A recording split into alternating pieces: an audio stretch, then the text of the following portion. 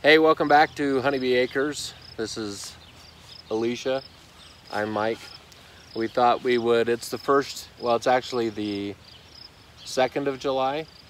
July 2nd. July 2nd or July 3rd. We thought we would give you a garden update.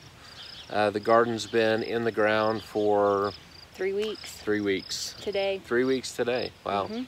So if you've been following along, you know that we've had trouble and we had a little bit of a rough start. However, well, so this is our second go around for our summer garden. The first one we put in froze, so we had to start over completely, rebuy everything.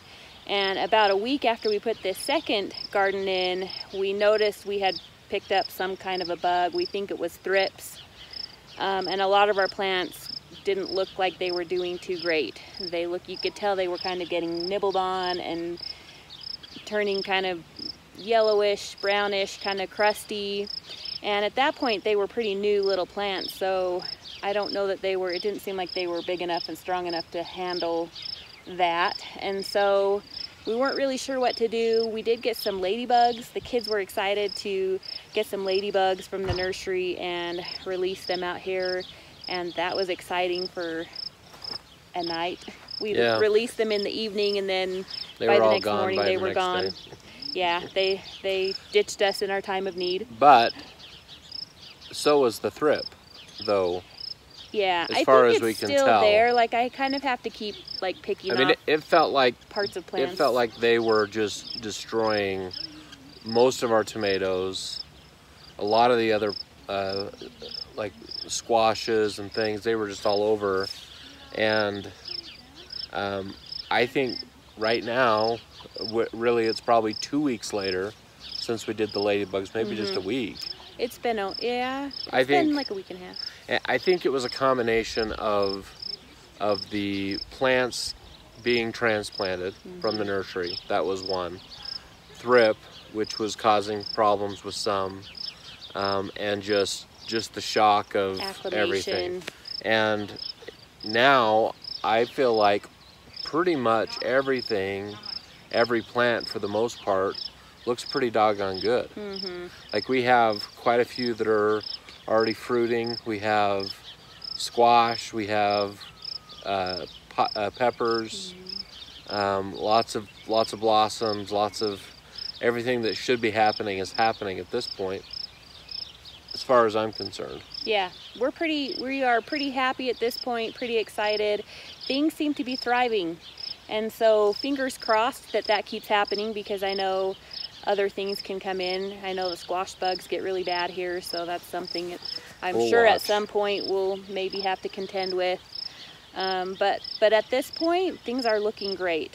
So we're looking forward to having hopefully a fairly good yield. At this point, I think within a couple of weeks we're going to start harvesting some squash.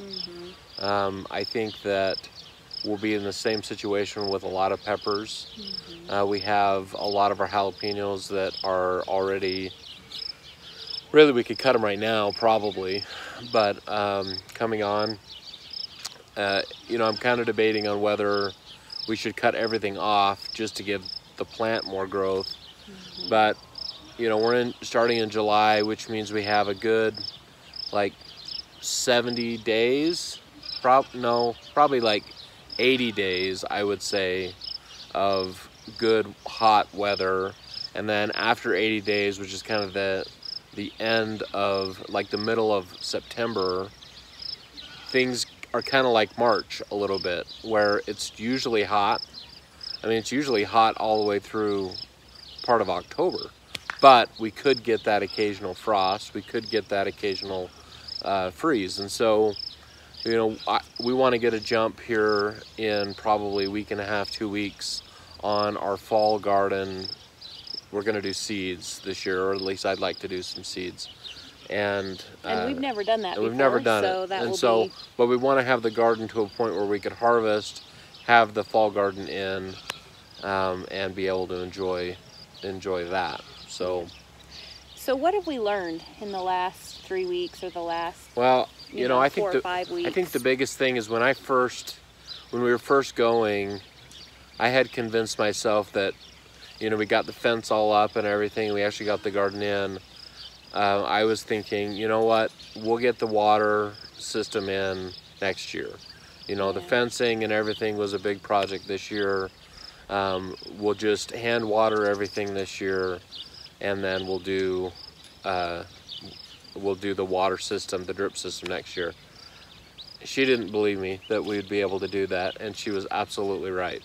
It was just too much. It was like, it would have been a good hour and a half commitment, probably every other day, which isn't, like, that's doable. We like being out here anyway in the evenings. Like, that's okay, but just the convenience of, and this is not the water system ultimately that I have envisioned.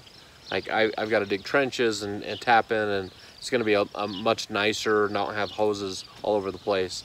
But this water system, I think, has made all the difference because of the way that we got the drip heads set. We can adjust all of them, and it's made the watering part of the garden, which at this stage is the most important part, super consistent. It's on a timer, so I don't even have to worry about it. Matter of fact, at this point, I've lost track of which days we water and which days we don't, just because I haven't had to worry about it. And so, whereas before it was like, okay, every day I got to drag the hose and not run over plants and whatever. So I think that's probably the biggest thing that I've learned. Second thing is, for me anyways, is that it does take some maintenance, mostly in the weeding. However, weeding as a kid and weeding as an adult with your own garden, two totally different things. Hated weeding as a kid. I have PTSD from weeding as a kid. But coming out here in the evening and putting the music on the speaker system and, you know, pulling some weeds for as the sun goes down, it's a great meditative time of the day, frankly. It's something I look forward to almost every day. Yeah, it's really the perfect way to kind of end the day. It's nice out here. The temperatures are just cool enough that it's not hot.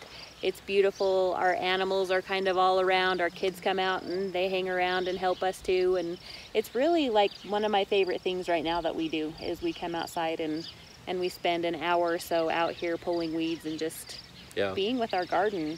We're just really excited to just watch everything every day. Everything looks a little bigger and a little healthier and a little more closer to fruition. And it's really exciting. And I think that, you know, you always kick yourself saying, man, I wish we'd have done this years ago. And I don't know if anybody else has this issue, but I certainly do, in that when you have a big project, it's hard to take, like, you kind of know what you want it to look like, but it's hard to take that first step. And I knew this was going to take some work, and I knew it was going to take some money. In reality, it didn't take nearly as much work or not as much money as I thought it was going to take, and frankly, it looks exactly how I had it in my mind. So we didn't really skimp on anything. And I think we enjoyed the process from beginning to end, from like putting the fence in. Seemed like, you know, a big job. That's something we hadn't really done before. But we did it as a family. Mike and I did a lot of it together. He did a lot of the heavy lifting and that kind of thing. But we all came out here and helped, and it was a really fun project that I think we enjoyed. Yeah, and the good part about it is, and I do this on my own parents' place, I remember putting in the fences at my parents' place when I was a kid. And so when we go back there now, 25 years later, I remember driving those posts. I remember hanging that fence. And so, you know, you hope that it creates that same scenario for our kids, that they'll remember putting up this garden fence 20 years from now and be able to have those memories and have some ownership of the process. So anyways, So that's kind of the rundown on the garden. Hopefully you've had a chance to kind of look at, I know you took a couple of shots of the plants, but we're super excited about it. It's really grown well. As far as, we don't want to speak too soon, maybe in 2 weeks they'll all be dead, I don't know, but at this point we're pretty confident. Yep, and it's really fun. It's, you know, to come out here first thing in the morning, and then in the evening, a lot of times we're out here twice a day, checking things over and pulling a few weeds and just being amongst nature and amongst our garden, amongst the plants, and there is something really special about that, and I don't know exactly what that is, but it feels good to us. I just think it's in our DNA, you know. I think it's in our DNA to be working the ground and feeling the dirt and watching things grow. True. Yep. So thanks for joining us today. It's been an exciting process. Hopefully you'll join us on future videos when we are looking at the garden update. You might want to check out some of our other videos if this is your thing. We've got some fun videos on animals and some farm projects and other things that we do here on our little farm here in southern Utah. So until next time, we'll see you on the next video. And please like and subscribe.